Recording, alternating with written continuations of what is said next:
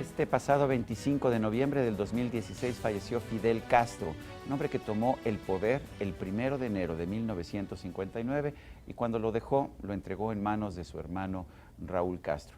Un hombre muy importante quizás, un hombre sobre el que tenemos que reflexionar. ¿Y quién mejor que para hacerlo que Mario Vargas Llosa, el escritor ganador del Premio Nobel de Literatura? Mario Vargas Llosa, gracias por estar con nosotros en la entrevista. Sin duda un personaje importante, pero además enamoró a muchos intelectuales y escritores allá en los años 60, incluido a Mario Vargas Llosa, ¿no es así? Desde luego, el triunfo de la Revolución Cubana fue recibido con enorme entusiasmo, esperanza, y no solo en América Latina, y creo que mi generación sobre todo pues quedó fascinada, primero por la aventura que significó, digamos, la revolución. Parecía una novela decimonónica, había una dictadura, los jóvenes se echaban a la montaña, al principio era un grupo muy pequeño y luego a base de heroísmo pues derrotaban al tirano. Y sobre todo lo que era interesante en el caso de la Revolución Cubana es que no estaba hecha a través del Partido Comunista. Los líderes del 26 de julio, empezando por Fidel Castro, decían que no pensaban establecer de ninguna manera un régimen comunista, que traían la libertad, que habría elecciones libres, que se haría justicia social, desde luego, pero dentro de un clima de coexistencia en la diversidad. Todo eso fue mentira. Fidel Castro optó muy rápidamente por el modelo soviético, que le garantizaba la permanencia en el poder de manera indefinida, y optó por una política que ha sido pues desastrosa para Cuba, nacionalizaciones, colectivización. Resulta que Cuba es hoy día más pobre de lo que era cuando triunfó la revolución en fines del año 58, comienzos del 59.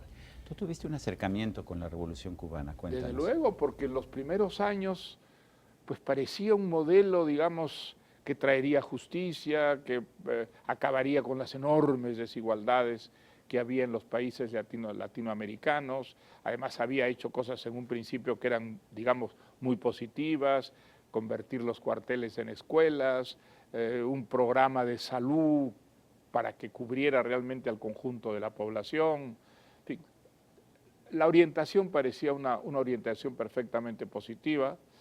Y luego, poco a poco, vino el desencanto y al final, pues Cuba se convirtió en un pequeño país de estructura, de características puramente soviéticas, una dictadura intolerante, implacable con toda forma de disidencia o de crítica. Y los resultados están ahí, un país pobre, un país del que una buena parte de la población vive en el exilio, otra buena parte quisiera irse al exilio, y queda un país que ha perdido completamente todo ese extraordinario sex appeal que tuvo a lo largo de muchísimos años, ¿no? En tu caso personal, ¿cómo vino el desencanto? ¿Qué fue lo que te motivó en algún momento a decir, Fidel, esto no es correcto? Bueno, yo creo que mi primer, digamos, desencanto ocurre a mediados de los años 60, cuando se crean las UMAP en Cuba. ¿Qué eran las UMAP? Las UMAP era un título eufemístico, unidades movilizables de apoyo a la producción. En realidad eran campos de concentración donde se metieron mezclados enemigos de la revolución, disidentes, los llamaban los gusanos, homosexuales, jóvenes homosexuales y criminales comunes.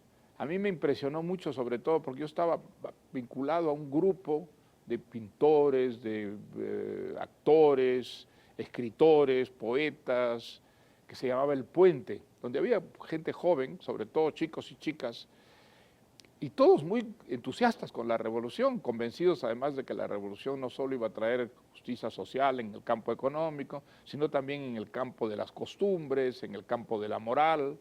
Efectivamente había muchos homosexuales entre ellos. Bueno, pues todos ellos, prácticamente todos, cayeron en estas redadas, y hubo casos realmente trágicos, suicidios. Es la primera vez que yo me atreví a escribirle una carta a Fidel Castro diciéndole mi perplejidad, mi sorpresa. ¿Lo conocías personalmente? No lo conocía personalmente, no. Pero a raíz de esta carta privada recibí una invitación para tener una conversación con él, a la que asistimos unos 10 escritores más o menos, que seguramente habían manifestado, como yo, mucha sorpresa y actitudes críticas, ¿no?, por la cosa de la SUMAP. Y la única vez que tuve una reunión con él, que duró prácticamente 12 horas, de 8 de la noche a 8 de la mañana. Le gustaba hablar, ¿no? Era un No, monólogo. pero bueno, no aceptaba interlocutores, ¿no? Era solo oyentes, ¿no? Él hablaba y uno escuchaba, y de pronto, pues en un pequeño resquicio del monólogo podía meter una pregunta. Era una fuerza de la naturaleza, era muy impresionante estar con el mito vivo, ¿no?, que era Fidel Castro todavía en esa época. Pero yo no quedé convencido, quedé impresionado, pero no convencido. Y desde entonces ya, digamos, mi entusiasmo fue decayendo, hasta que finalmente se produjo la ruptura cuando el caso Padilla, que seguramente recuerdas. Lo recuerdo, pero quizás nuestro Mira, público era un poeta importante en Cuba, que prácticamente dejó la poesía para trabajar por la revolución. Llegó a ser viceministro de Comercio Exterior y trabajó, pues, en cuerpo y alma por la revolución. Y de pronto empezó a hacer críticas a la política cultural del régimen, no a la revolución, ni muchísimo menos. Y entonces hubo una especie de movilización contra él feroz en toda la prensa del régimen, que era la prensa que había en Cuba, y finalmente fue encarcelado. Nosotros hicimos una protesta, los que no conocíamos, sabíamos que él no podía ser de ninguna manera un enemigo de la revolución, y mucho menos un agente de la CIA, como fue acusado. Y entonces salió de los calabozos en un acto público horrible que recordaba los juicios de grotescos Stalin, del Stalin, ¿no? Acusándose de ser agente de la CIA y acusándonos a todos los que lo habíamos defendido de ser agentes de la CIA. Fue algo tan absolutamente grotesco, lastimoso, que muchos intelectuales del mundo que habían apoyado la revolución, como Sartre, como Moravia, como Susan Sontag, que firmaron nuestro manifiesto de protestas. Y pues después se produjo una ruptura, y en mi caso, y creo que el de otros intelectuales también, una revalorización de la democracia, de la tolerancia frente a la crítica. Y además, para mí fue muy importante recuperar una especie de libertad que yo la sentía muy constreñida con el gran chantaje de que no había que dar armas al enemigo, ¿no es verdad? Entonces, si uno tenía críticas al socialismo, pues debía callárselas para que no las aprovechara la reacción, el imperialismo. Y esa es un poco mi historia, y creo que es la historia de muchísimos intelectuales que después de haber tenido la ilusión, la perdieron y vieron que realmente Cuba se convertía en una pequeña dictadura comunista, intolerante, de la que probablemente la gran mayoría de la población cubana estaba también desencantada como nosotros, sin poder expresarlo, ¿no? Como muchos escritores del boom, empezaste siendo un hombre de izquierda, un escritor de izquierda, te volviste un liberal con el tiempo, pero la gente no entiende qué es un liberal. ¿Qué es un liberal? Bueno, un liberal es un hombre que cree en la libertad, que piensa que la libertad es un valor fundamental en una sociedad democrática.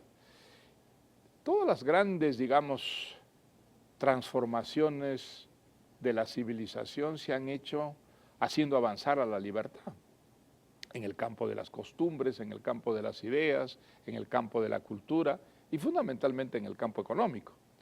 El liberalismo existió en América Latina, pero era un liberalismo que fundamentalmente combatía a la iglesia, combatía la intolerancia religiosa, pero no tenía idea del liberalismo económico y de la importancia fundamental de que hubiera, pues, propiedad privada, que hubiera, digamos, un mercado donde se compitiera y fuera el público consumidor el que determinara el éxito o el fracaso de las empresas, lo que realmente ha traído prosperidad, desarrollo, modernidad a los países. Esa fue una batalla muy difícil todavía en los años 70, en los años 80, pero yo creo que al final la realidad ha ido empujando esas ideas, y aunque todavía la palabra liberalismo provoca mucho temor, hay otras razones para estar muy inquietos con lo que puede ocurrir en el mundo. Hay un rechazo a la libertad y a la globalización en el mundo, y vemos los avances de Marine Le Pen en Francia. Donald Trump ha sido electo presidente de los Estados Unidos. El triunfo del Brexit, ¿no? El Brexit en también Gran Bretaña. en el Reino Unido. ¿Te preocupa ese rechazo? ¿Cómo no? Es lo que Popper llamaba el llamado de la tribu, ¿no es verdad? Del regreso hacia la tribu, a confinarse en lo conocido, en lo propio, y considerar a todo el que es distinto como el enemigo y como el causante de todo lo que anda mal en tu propio país. Una estupidez que realmente ha sido desmentida 1000 veces por la realidad, y una forma de nacionalismo que ha traído desgracias espantosas. Y lo que es increíble es que a pesar de todo ello, pues eso rebrote hoy en día, ¿no? Los populismos, de los que el nacionalismo es una hija predilecta, están allí y nos presentan, digamos, el desafío de un futuro sumamente incierto. En fin, yo espero que una vez más esas malas prácticas sean derrotadas, pero lo que es claro es que tenemos un futuro muy incierto, y sobre todo si el nuevo presidente de Estados Unidos trata de poner en práctica las políticas que ha prometido en su campaña. Creo que sería catastrófico para Estados Unidos, para América Latina y para el mundo entero, ¿no? Estamos viendo a muchos políticos y personajes de todo tipo decir: Fidel finalmente fue un hombre valiente que luchó en contra de la desigualdad y en contra del imperialismo. ¿Qué dirías tú? Pues es mentira, no es verdad. Las desigualdades en Cuba son hoy día gigantescas. Hay una nomenclatura privilegiada que come bien y que vive bien, y una inmensa mayoría que vive en la precariedad más absoluta. Y si no, ¿por qué miles, cientos de miles de cubanos tratan de irse del país arriesgando la muerte en el mar? Si fuera ese paraíso que ha derrotado a la desigualdad y que ha traído prosperidad para todo el mundo, ¿por qué se irían los cubanos como se van masivamente de la isla? Hoy día Cuba es más pobre de lo que era cuando triunfó la Revolución Cubana. En esa época había muchas desigualdades, había una dictadura muy corrompida como era la de Batista, pero la economía cubana era una economía muy próspera, era la tercera economía de América Latina. O sea, hoy día es una economía miserable, que vive en la precariedad, y donde el promedio de la población cubana vive en condiciones sumamente subdesarrolladas. Es el caso del grueso de la población. Hay una nomenclatura, como en todos los países comunistas, muy privilegiada, que realmente tiene acceso a la buena alimentación, que puede salir del país, pero esa es una minoría muy, muy exigua, ¿no es verdad? Y por eso es que el régimen ya no es un modelo ni en Cuba ni fuera de Cuba para nadie, salvo para pequeñas minorías, grupúsculos recalcitrantes. Pero de hecho, pues Cuba ha quedado con Corea del Norte como el último modelo del comunismo extremo y radical, y no creo que nadie crea que ese es el modelo, ¿no? Porque sí, Fidel le entrega el poder a su hermano Raúl. Sí. Yo creo que la muerte de Fidel es el principio del fin de lo que significó la Revolución Cubana. Creo que en la práctica ya no existía esa revolución, ¿no? Pero el mito estaba allí todavía, y creo que con la muerte de Fidel comienza la muerte del mito también. Fidel dijo en el famoso juicio, después del asalto al cuartel Moncada: condenadme ahora, la historia me absolverá. Yo creo que la historia no lo va a absolver, que a la larga lo positivo y lo negativo, clarísimamente lo negativo va a prevalecer, y que probablemente pues en la historia de Cuba se verá estos 57 años de dictadura como una de las grandes manchas negras, ¿no?, de la historia del país. Mario Vargas Llosa, gracias por esta conversación. Y a usted, amigo televidente, gracias también por estar con nosotros. Nos vemos la próxima.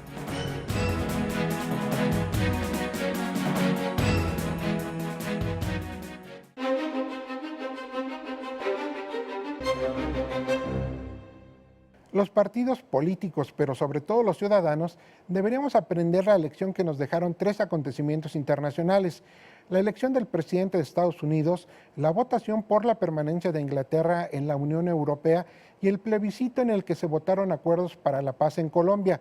En los 3 casos las encuestas fallaron. Las encuestas han dejado de ser confiables a la hora de determinar a un eventual ganador. Muchas variables han influido en este hecho. Pero en México los partidos políticos siguen apostando a las encuestas para demostrar que tal o cual de sus militantes lleva ventaja sobre el resto. Ello como una manera de influir en el ánimo colectivo. Los partidos políticos que siguen recurriendo a esta fórmula desestiman muchos otros factores, entre ellos el hartazgo ciudadano por los malos gobiernos. Al final mucha gente vota con el hígado y eso a la larga también se paga.